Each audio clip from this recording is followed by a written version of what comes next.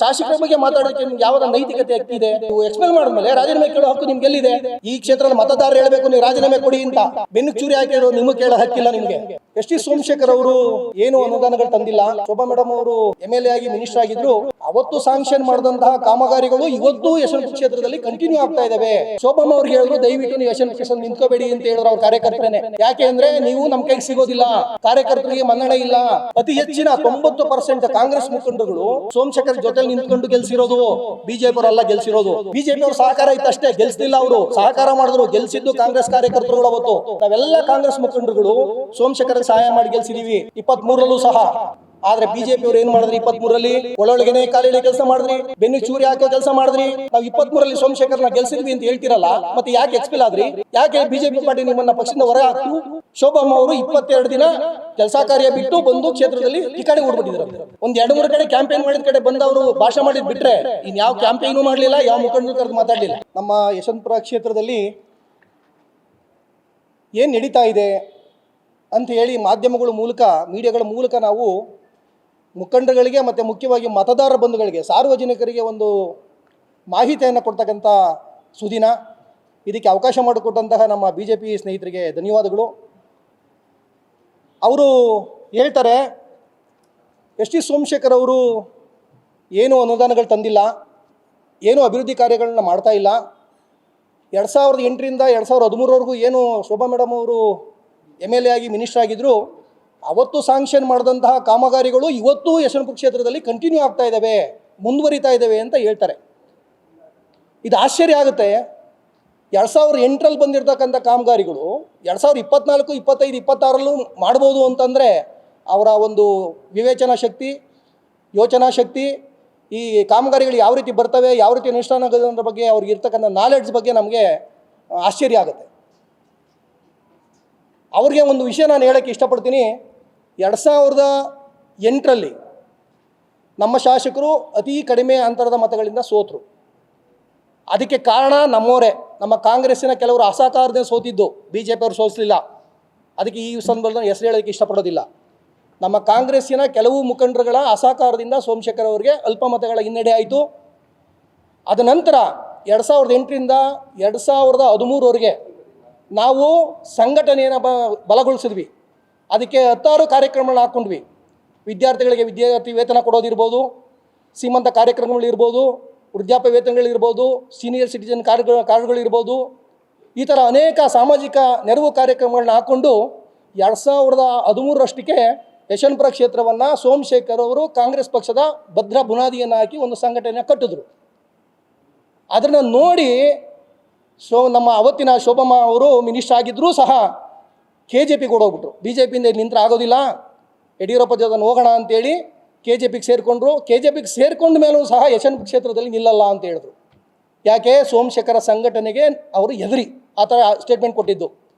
ಅದೇ ಸಂದರ್ಭದಲ್ಲಿ ನಮ್ಮ ಅಂದಿನ ಆ ಸಂದರ್ಭದಲ್ಲಿ ಇರ್ತಕ್ಕಂಥ BJP ಮುಖಂಡಗಳು ಸಹ ಶೋಭಮ್ಮ ಅವ್ರಿಗೆ ಹೇಳಿದ್ರು ದಯವಿಟ್ಟು ನೀವು ಯಶವಂತಪುರ ಕ್ಷೇತ್ರ ನಿಂತ್ಕೋಬೇಡಿ ಅಂತ ಹೇಳಿದ್ರು ಅವ್ರ ಕಾರ್ಯಕರ್ತರೇನೆ. ಯಾಕೆ ಅಂದರೆ ನೀವು ನಮ್ಮ ಕೈಗೆ ಸಿಗೋದಿಲ್ಲ, ಕಾರ್ಯಕರ್ತರಿಗೆ ಮನ್ನಣೆ ಇಲ್ಲ, ಕಾರ್ಯಕರ್ತರು ಸಹಾಯ ಮಾಡಲ್ಲ, ನೀವು ದಯವಿಟ್ಟು ನಿಂತ್ಕೋಬೇಡಿ ಅಂತೇಳಿ ಒಂದು ಕಡೆ ಮೀಟಿಂಗ್ ಮಾಡಿ ಅನೌನ್ಸ್ ಮಾಡ್ತಾರೆ ಮುಖಂಡರುಗಳು. ಸೊ ಅದನ್ನೆಲ್ಲ ಮನಗಂಡಂತಹ ಶೋಭಾ ಮೇಡಮ್ ಅವರು ರಾಜಾಜಿನಗರಕ್ಕೆ ಹೋದರು, ಅಲ್ಲೂ ಸೋತರು. ಅದಾದಮೇಲೆ 2013ರಲ್ಲಿ ನಮ್ಮ ಶಾಸಕರು, ನಮ್ಮೆಲ್ಲ ಪಕ್ಷದ ಮುಖಂಡಗಳು, ನಮ್ಮ ಎಲ್ಲರ ಸಹಕಾರದಿಂದ ಅಮೋಘವಾದ ಒಂದು ಜಯವನ್ನು ಸಾಧಿಸಿದ್ರು. 29,200 ಮತಗಳ ಅಂತರದಿಂದ ಅವರು ಜಯಶೀಲರಾಗಿ 2013ರಿಂದ 2018ರವರೆಗೆ ಸುಮಾರು 1,800 ಕೋಟಿ ರೂಗಳ ಅನುದಾನವನ್ನು ತಂದು ಸಿದ್ದರಾಮಯ್ಯನವರ ನೇತೃತ್ವದ ಸರ್ಕಾರದಲ್ಲಿ ಅತಿ ಹೆಚ್ಚಿನ ಕಾಮಗಾರಿಯನ್ನು ತಂದು, ಅವತ್ತು ಏನು ನಮ್ಮ ಕ್ಷೇತ್ರ ಹಿಂದುಳಿದಿತ್ತು, ಮೂಲಭೂತ ಸೌಕರ್ಯಗಳಿಂದ ಕೊರತೆ ಇತ್ತು, ಅದನ್ನೆಲ್ಲ ನೀಗಿಸ್ತಕ್ಕಂಥ ಕೆಲಸವನ್ನು ನಮ್ಮ ಶಾಸಕರು ಮಾಡಿದ್ರು. ಅದರ ಪಟ್ಟಿ ನಮ್ಮ ಹತ್ರ ಇದೆ. ಎಲ್ಲ ದಾಖಲೆಗಳನ್ನು ನಾವು ಇವತ್ತು ಇಲ್ಲಿ ತಂದಿದ್ದೀವಿ. ಇಯರ್ ವೈಸ್ ಎಲ್ಲ ನಿಮಗೆ ಮಾಹಿತಿ ಕೊಡ್ತಕ್ಕಂಥ ಕೆಲಸವನ್ನು ಸಹ ನೀವು ಕೇಳಿದ್ರೆ ಮಾಡ್ತೀವಿ.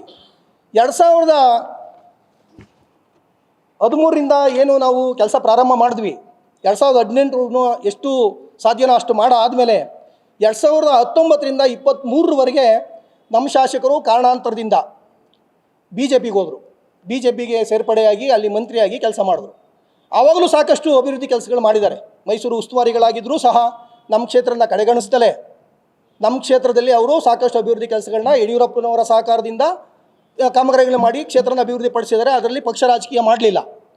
ಸೊ ನಾವು 2019ರಲ್ಲೂ ಸಹ ಕೆಲವು ಮುಖಂಡರುಗಳು ಇವರು ಬಿ ಜೆ ಪಿಗೆ ಹೋದರು ಶಾಸಕರು ಅಂತೇಳಿ ಅಸಹಕಾರ ತೋರಿದ್ರೂ ಸಹ ಅತಿ ಹೆಚ್ಚಿನ 90% ಕಾಂಗ್ರೆಸ್ ಮುಖಂಡರುಗಳು ಸೋಮಶೇಖರ್ ಜೊತೆಲಿ ನಿಂತ್ಕೊಂಡು ಗೆಲ್ಸಿರೋದು. ಬಿ ಜೆ ಪಿಯವರೆಲ್ಲ ಗೆಲ್ಸಿರೋದು. ಬಿ ಜೆ ಪಿಯವರು ಯಾವಾಗಲೂ ಕಾಲೆಳೆ ಕೆಲಸನೇ ಮಾಡ್ಕೊಂಡು ಬಂದಿದ್ದಾರೆ. 2019ರಲ್ಲಿ ಕಾಂಗ್ರೆಸ್ ಏನು ಯಶವಂತಪುರದಲ್ಲಿ ಇದ್ದಂಥ ಕಾಂಗ್ರೆಸ್ ಮುಖಂಡರುಗಳು ಕಾರ್ಯಕರ್ತರುಗಳು 90% ಎಸ್ ಟಿ ಸೋಮಶೇಖರ್ ಜೊತೆಲಿ ಹೋದರು. ಬಿ ಜೆ ಪಿ ಸೇರ್ಕೊಳ್ತೀವಿ ಅಂತಲ್ಲ, ನಾವು ಎಸ್ ಟಿ ಸೋಮಶೇಖರ್ ಬೇಕು ಅಂತ ಹೋದರು. ಅವರ ಶ್ರಮದಿಂದ 2019ರಲ್ಲಿ ಗೆದ್ದಿದ್ದು. ಬಿ ಜೆ ಪಿಯವ್ರ ಸಹಕಾರ ಇತ್ತಷ್ಟೇ, ಗೆಲ್ಲಿಸಲಿಲ್ಲ. ಅವರು ಸಹಕಾರ ಮಾಡಿದ್ರು, ಗೆಲ್ಲಿಸಿದ್ದು ಕಾಂಗ್ರೆಸ್ ಕಾರ್ಯಕರ್ತರುಗಳು ಅವತ್ತು.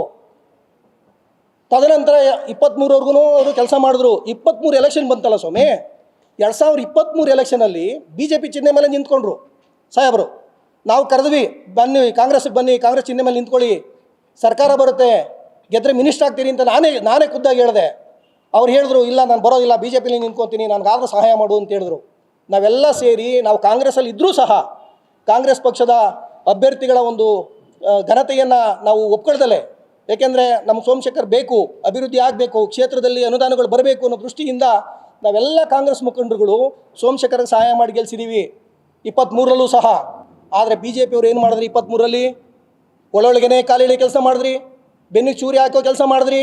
ಅದಕ್ಕೆ ಸಾಕಷ್ಟು ನಿದರ್ಶನಗಳು, ಫೋಟೋಗಳು, ಸ್ಟೇಟ್ಮೆಂಟ್ಗಳು, ವಾಯ್ಸ್ ರೆಕಾರ್ಡ್ಗಳು ಇವತ್ತು ನಮ್ಮ ಹತ್ರ ಇದ್ದಾವೆ, ನಮ್ಮ ಶಾಸಕರ ಹತ್ರ ಇದ್ದಾವೆ. ಅವು ಇದನ್ನೆಲ್ಲ ಮನಗಂಡಂತಹ ಶಾಸಕರು ಚುನಾವಣೆಯಲ್ಲಿ ಗೆದ್ದಾದಮೇಲೆ ಅವರು ಪಕ್ಷದ ಕೆಲವು ಮುಖಂಡರುಗಳಿಗೆ ಅವರು ಸಂದೇಶವನ್ನು ಕೊಟ್ಟರು, ಮಾಹಿತಿಯನ್ನು ಕೊಟ್ಟರು.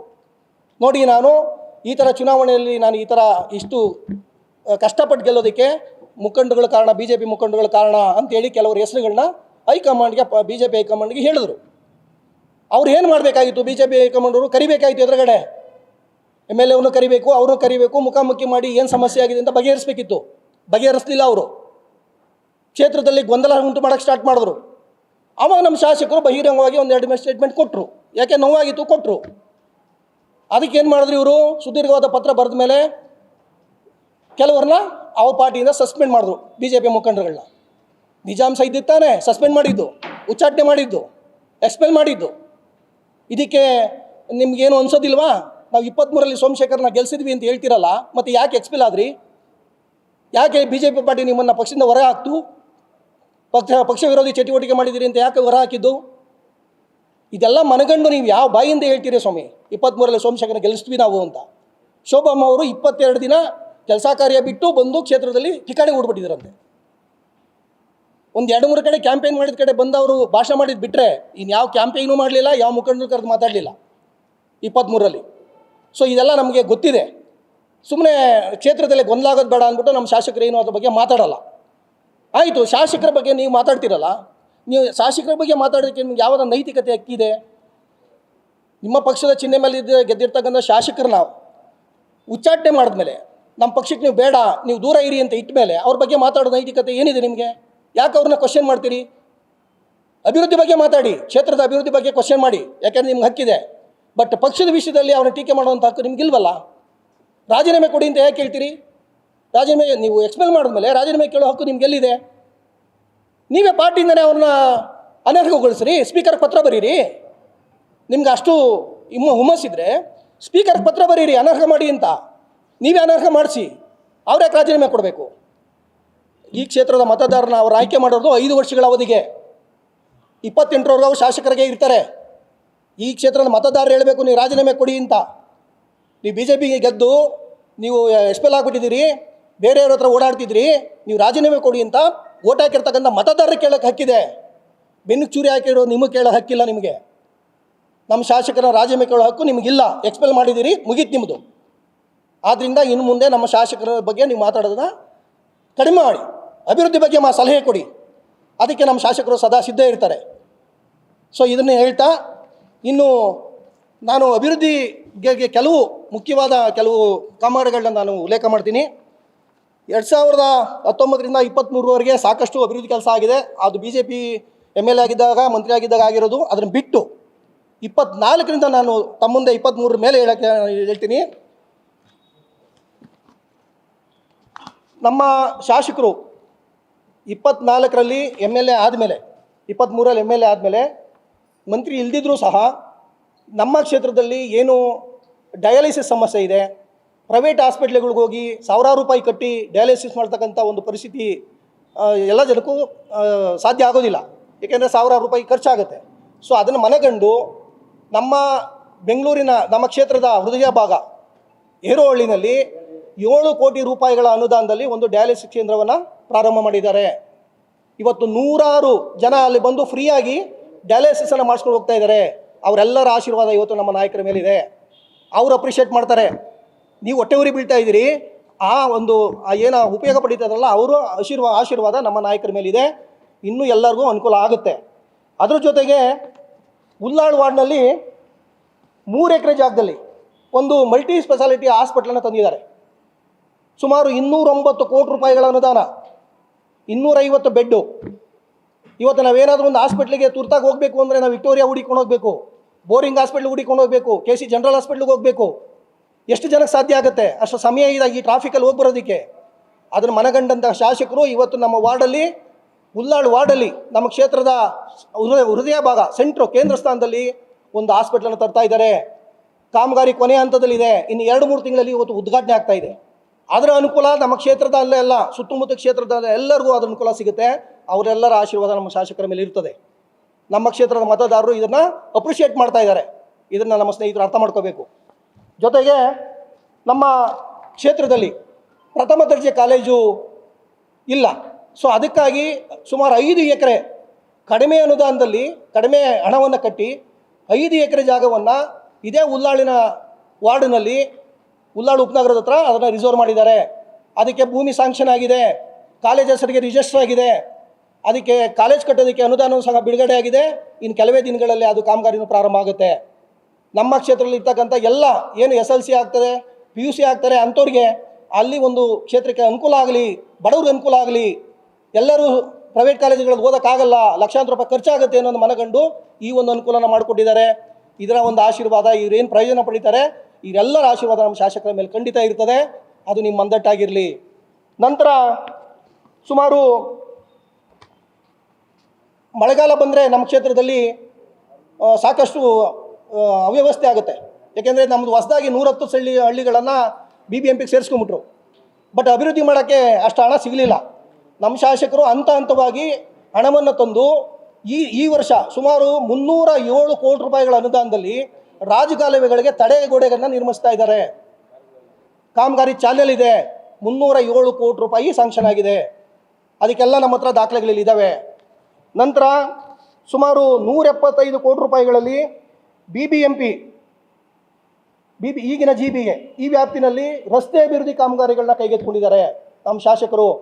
ಇವೆಲ್ಲ ಸುಮ್ಮನೆ ಅನುದಾನ ಸುಮ್ಮನೆ ಬರೋದಿಲ್ಲ. MLA ಗೆದ್ರೆ ಮನೆಗೆ ಕೂತ್ಕೊಂಡ್ರೆ ಯಾರು ತಂದು ಕೊಡೋದಿಲ್ಲ. ಬೆಳಗ್ಗೆ ಎದ್ರೆ ತಿರುಗಬೇಕು, ಮಿನಿಸ್ಟರ್ ಹತ್ರ ಹೋಗಬೇಕು, CM ಹತ್ರ ಹೋಗಬೇಕು, DCM ಹತ್ರ ಹೋಗಬೇಕು, ಅಧಿಕಾರಿಗಳ ಹತ್ರ ಹೋಗಬೇಕು, ಎಲ್ಲ ಅವ್ರಿಗೆ ಎಕ್ಸ್ಪ್ಲೈನ್ ಮಾಡಬೇಕು, ಅವರು ವಿಶ್ವಾಸ ಹೊಂದಬೇಕು, ನಂತರ ಅವರು ಅನುದಾನ ತರಬೇಕು. ಇಷ್ಟೆಲ್ಲ ಪ್ರತಿದಿನ ನಮ್ಮ ಶಾಸಕರು ಮಾಡ್ತಾ ಇರೋದಕ್ಕೆ ಇಷ್ಟು ಅನುದಾನಗಳು ಬರ್ತಾ ಇರೋದು. ಸೊ ಈಗ ರಸ್ತೆ ಅಭಿವೃದ್ಧಿಗಳ ಕಾರ್ಯಕ್ರಮಗಳಾಗ್ತಾ ಇದೆ. ನೋಡಿ, ನಿಮ್ಮ ಮಾಧ್ಯಮದವರು ನೀವೇ ನೋಡ್ತೀರಿ. ಪ್ರತಿದಿನ ನಮ್ಮ ಶಾಸಕರು ಬಂದು ಪೂಜೆ ಮಾಡ್ತಾ ಇರ್ತಾರೆ. ನೀವು ಕೂಡ ಸಾಕ್ಷಿಯಾಗಿದ್ದೀರಿ. ಪ್ರತಿದಿನ ಒಂದು ಪೂಜೆ ಇದ್ದೇ ಇರುತ್ತೆ, 2 ಪೂಜೆ ಇದ್ದೇ ಇರುತ್ತೆ. ಇದಕ್ಕೆಲ್ಲ ಹಣ ಅವರೇ ತಂದಿರೋದು. 2013 ಬಂದಂಥ ಅನುದಾನಗಳಲ್ಲ ಇದು. ದಯವಿಟ್ಟು ನಮ್ಮ ಸ್ನೇಹಿತರುಗಳು ಅರ್ಥ ಮಾಡ್ಕೋಬೇಕು. ಅದ್ರ ಜೊತೆಗೆ ಸುಮಾರು 165 ಕೋಟಿ ರೂಪಾಯಿಗಳಲ್ಲಿ ಕೆರೆಗಳ ಅಭಿವೃದ್ಧಿಯನ್ನು ಕೈಗೊಂಡಿದ್ದಾರೆ. ನಮ್ಮ ಕ್ಷೇತ್ರದಲ್ಲಿ ಇರ್ತಕ್ಕಂಥ ಕೆರೆಗಳು ನಮ್ಮ ಜೀವಜಲದ ಜೀವನಾಡಿ. ಕೆರೆಗಳಲ್ಲಿ ನೀರು ತುಂಬಿದ್ರೆ ಮಳೆಗಾಲದಲ್ಲಿ ಜೀವಜಲ, ನಮಗೆ ಏನು ಅಂತರ್ಜಲ ಜಾಸ್ತಿ ಆಗುತ್ತೆ, ನಮಗೆ ಜೀವಜಲ ನೀರು ಮನುಷ್ಯನಿಗೆ ಅತಿ ಮುಖ್ಯವಾದದ್ದು. ಸೊ ಅದನ್ನು ನಾವು ಸಿಗಬೇಕು ಅಂದರೆ ಕೆರೆಗಳ ಅಭಿವೃದ್ಧಿ ಆಗಲೇಬೇಕು ಅನ್ನೋದು ಮನಗಂಡು 165 ಕೋಟಿ ರೂಪಾಯಿಗಳ ಅನುದಾನದಲ್ಲಿ ಇವತ್ತು ನಮ್ಮ ಕ್ಷೇತ್ರದಲ್ಲಿ ಕೆರೆಗಳ ಅಭಿವೃದ್ಧಿ ಆಗ್ತಾ ಇದೆ. ಅದರ ಜೊತೆಗೆ ಸುಮಾರು ನಮ್ಮ ಕ್ಷೇತ್ರದಲ್ಲಿ ಸುಮಾರು ಪಾರ್ಕ್ಗಳಿದ್ದಾವೆ. ಬೆಳಗ್ಗೆ ಎದ್ದರೆ ಅನೇಕ ನಮ್ಮ ಸಾರ್ವಜನಿಕರು, ಅದರಲ್ಲೂ ವಯಸ್ಸಾದವರು ವಾಕಿಂಗ್ ಮಾಡ್ತಕ್ಕಂಥ ಒಂದು ಜಾಗ. ಇವತ್ತು ಬೆಂಗಳೂರಿನಲ್ಲಿ ಜಾಗಗಳೇ ಕೊರತೆ ಆಗ್ತಾ ಇದೆ. ಏನು ಪಾರ್ಕ್ಗಳಿದ್ದಾವೆ, ಆ ಪಾರ್ಕ್ಗಳ ಒಂದು ಅಭಿವೃದ್ಧಿಗೆ ಸಾರ್ವಜನಿಕರಿಗೆ ಅನುಕೂಲ ಆಗಲಿ ಅನ್ನೋ ದೃಷ್ಟಿಯಿಂದ 72 ಕೋಟಿ ರೂಪಾಯಿಗಳನ್ನು ಸ್ಯಾಂಕ್ಷನ್ ಮಾಡಿಸಿ ಇವತ್ತು ಪಾರ್ಕ್ಗಳನ್ನು ಅಭಿವೃದ್ಧಿ ಮಾಡ್ತಾ ಇದ್ದಾರೆ.